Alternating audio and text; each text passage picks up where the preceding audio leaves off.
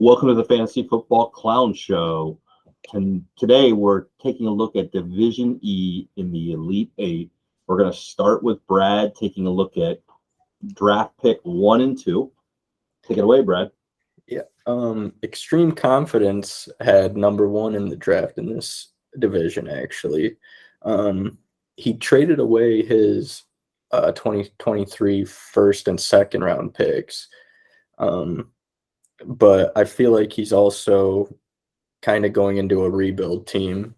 So he went Josh Allen and Trevor Lawrence for his QBs with Brissett and Geno as his backups. So he'll be set for the first couple weeks at QB, and then he'll probably try and make a move with one of those other QBs that won't start the whole year to get a pick or something. But his running backs are a little bit older too. He went Eckler, Chubb, Damian Harris, Carter. So he has definitely an opportunity to trade one or two of those for future picks too or something. And then his receivers, he went with his core. He went Jefferson, CeeDee Lamb, Metcalf. He's got guys like Odell and Corey Davis on the bench. His tight ends are definitely his weakest spot with Everett and Tanyan. So he's definitely taken an approach of not getting the top tight ends, which I think signifies a rebuild in this league anyway. The 2 pick was Meyerless, and he has older players, I would say.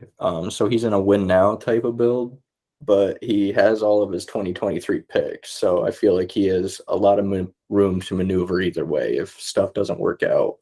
He went with Herbert and Goff as his QBs with Pickett to back him up. So we'll see. We'll see if Pickett gets in there, see if he can get something going. His running backs are older. He went Kamara, Aaron Jones, Chase Edmonds, guys like that. So he's definitely trying to either win with them now or trade them away. His receivers, he went Keenan Allen, Pittman, Godwin, and Bateman, which is a pretty good core, honestly. A decently aged Keenan Allen's getting up there, but other than that, he's all right. And his tight ends are honestly his best room. He went with Kelsey, Freiermuth. He's got Hayden Hurst, Kylan Granson, Kyle Rudolph, sneaky guys for depth. All in all, I think he'll have a shot at it this year. Nico chosen the 3 spot, and looking at his quarterback room here with Mahomes, Stafford, and Carr, it just feels like it's simply ready to go each week. Just subbing in there the 2 best matchups, with Mahomes obviously being an every week guy, but just ready to go. Even an injury won't derail this team at the quarterback position. Anchored by running backs CMC and Josh Jacobs, this team looks stout even there at the running back position, because when you can trot out CMC, the team is good with that quarterback room as well.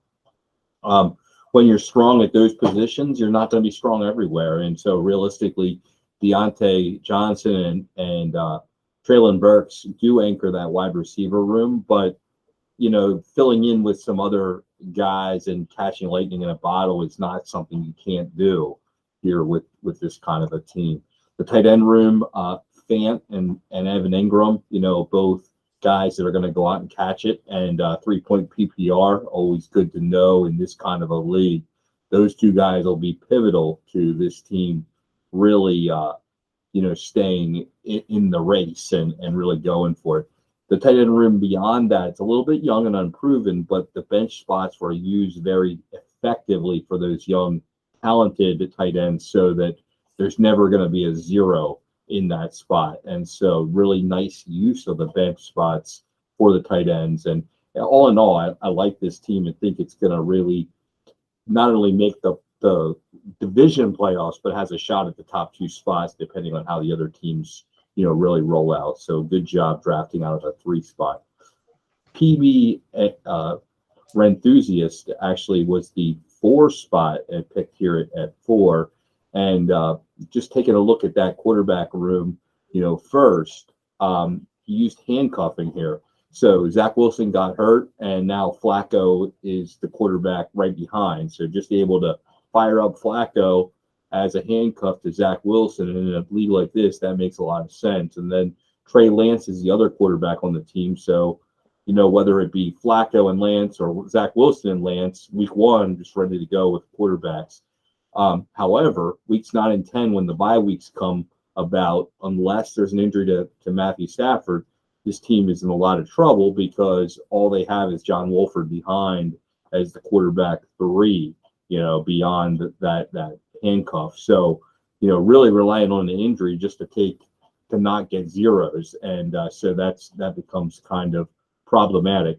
At running back, Javonte Williams is great. Like running back 1, that's a great start with a young running back. But then you have Kareem Hunt, who is fading. So kind of the other end of the spectrum as the RB2. And so either win this year or not. It's got to, it's kind of a team that has to win right away. The receiver room is young and coming into its own with A.J. Brown and Garrett Wilson, Olave, and Mekhi Hardman, and then a veteran Mike Williams. So it has a lot of different things there that can be very fluid and win, as long as you can handle the running back, dilemma of one old, one young.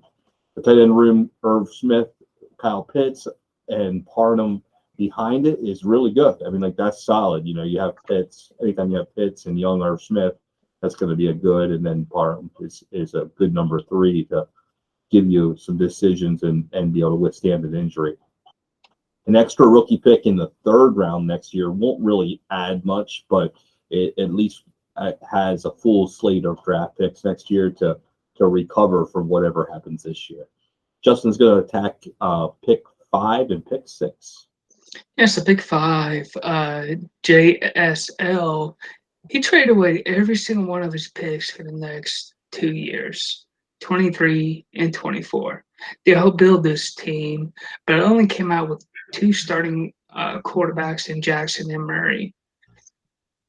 But he was actually able to grab 5 of the top 25 receivers in Stephon Diggs, Tyreek Hill, Mike Evans, T. Higgins, and Jalen Waddle to boost his starting lineup here. He was also able to grab Barkley, Swift, King Henry, and Cordell Patterson for his running backs. He only has 3 tight ends here with Rayvon Jordan, Tyson Hill, and Austin Hooper. Only having 2 starting quarterbacks for his lineup might be kind of hard to help surpass that 0 in those 2 bye weeks there. In week 6, D-Hart took 17 quarterbacks in this draft. That's right, 17. And only 2 of them were starters. And that is Tua and Baker. So he has a lot of backups, such as Desmond Ryder and Malik Willis. Running backs are Tyler Algier, Tony Pollard, Isaiah Spiller, Jamar White. So he's really young there at the running back position. With wide receivers, Amon-Ra, St. Brown, Devontae Smith, Gabe Davis, and Romeo Dobbs to round out the wide receiver core with his tight ends Conklin, Jasecki, and Trey McBride. He's planning for the future overall, since he does have 20. That's right, 20 rookie picks over the next 2 years. M2 came in with the 7th pick in this draft, and this team features Burrow and Fields. However, with quarterback without any quarterback depth, it's going to really struggle on those 2 bye weeks, taking those zeros. And then if any injury occurs, that's more weeks of 0 points when other people are getting 35, 40, or even 50 points out of that quarterback room. The running back room is pretty solid, but I always caution because the shelf life of running backs seems so short. And so some aggressive moves are going to be needed to be made here to stay competitive with guys like Najee, Clyde Edwards-Helaire, Dobbins, and Penny. Even though all 4 of them are really excellent running backs, you have to be very fluid and maybe make some moves in order to keep your team going the right direction. The wide receiver room is really well built with Jamar Chase and Brandon Ayuk and a veteran like Cooks. Also has Jameson Williams waiting in the wings, ready to go the second half of the year, and that'll be a key for the future. The tight end room really is putting its hopes on Alberto and Jonnu, kind of regaining some of that hype that they once had, and really, making a move with those 2 guys. So all in all, this team has to do a little tweaking, in my opinion, to just get to a point of trying to be competitive this year, and then put itself in a good spot for the future. First to Thirst picked in the 8th spot, and this team looks like it is just going to punt week 14 as the whole entire quarterback room goes on bye week 14. So probably not going to be able to win with taking 2 zeros in the quarterback room with Winston and Ryan both being on bye that week. The running backs are very veteran-based. Connor, playoff Lenny, and then it does have some younger guys like Devin Singletary and Gibson, but we don't know where they'll be towards the end of the year as far as starting material. Do like the receivers, but they have got age to them with Adams and Debo and A-Rob and Thielen. I mean, that's as the year goes on, I could envision maybe all of them or some of them not even being starters for their respective teams or being on the shelf. So, really is going to be based on how well the injury bug stays away from this team. And really a fast start is needed, or else, really going to have to look to the future. And every single future pick has been traded away. So this team has to get out to a fast start and then maintain, because week 14 is going to be a loss, and then there's no future picks available to rebuild. So it really has to use what it has to be successful. Brad's going to take a look at teams 9 and 10. Yep. Rusty had pick 9. He's definitely a player that's going into a rebuild mode. He kept all his picks for the future. His QBs, he went with Hurts and Brady. Brady obviously will be out in a year, but he went with Mac Jones to back him up. So I think he'll be set at QB. His running backs are okay. He's got Mixon, Dylan, Ramondre, Pierre Strong, Rashad White. Definitely running backs to go into a rebuild with. Probably will get rid of Mixon here in the short future. His receivers, he went a little bit older actually with Kupp, Judy, Robert Woods, Isaiah McKenzie. He definitely went a little bit lower with his receivers, decided to stock up on a couple other positions. His tight end room, it could be sneaky good. He's got Komet and Njoku, who I feel like could have pretty viable seasons, with Dan Arnold to back him up, who I feel like is still a pretty good depth option. But he'll probably have to make a couple moves, and he'll be right in the thick of it next year, I would say. The 10 pick was Danny Nichols, and he kind of went older with his team. He's kind of in a win now spot. He went with Dak and Cousins as his 2 QBs, but he's also got Danny Dimes and Carson Wentz behind him. So 4 starting QBs in a league like this will be pretty good to take you deep in the playoffs with. His running backs, he went with Cook and Zeke with Montgomery, which is kind of setting him up for a win or bust this year type of thing. He could get some value out of him if his team starts falling apart, but without his team set up, he's definitely going for a win now. His tight end room is Andrews, Waller, Tremble, Foster Moreau. I feel like he's looking pretty good for this year to make a deep run. And Justin's going to come at us with picks 11 and 12. Yeah, pick 11. Philly Roper was able to grab 3 starting wide receivers with Ryan Tannehill, Davis Mills, and Deshaun Watson, but only when Deshaun Watson comes back. Mills and Tannehill share the same bye week and week 6. And so he's going to take double zeros in that week, definitely in the wide receiver position, if he doesn't do anything. At the running back position, he's got Akers, Etienne, and Miles Sanders as his only running backs. Solid wide receiver core in DJ Moore, Elijah Moore, Hunter Renfrow, Marvin Jones, and David Bell.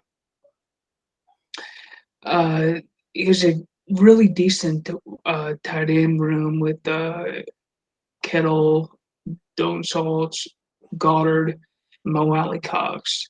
He's going to have to make some trades or just jump into the total rebuild if he wants to be competitive in this slate. Double tap, drafted out of the 12 position, has 3 starting quarterbacks in Wilson, Aaron Rodgers, Marcus Mariota, but 2 of them also have the same bye weeks. With his running back room is really nice with Jonathan Taylor, Breece Hall, Damian Pierce, another great young running back this year coming out, and James Cook, and rotate them in and out for his bye weeks. He also was able to pick up Sutton, Allen Lazard, MVS, Drake London, Christian Watson for his wide receiver core. With his tight ends are Knox, Isaiah Likely, and Jake Ferguson. So it's not too deep there with the 2 rookies. We'll just have to see what he can be able to do there. Now that's Division E in the Elite 8, and looking forward to Wednesday morning when we release our projections on who is going to actually go out to the Sweet 16 from this division, which top 2 teams. I'm Ed, along with Brad and Justin, looking forward to coming back at you on Wednesday morning.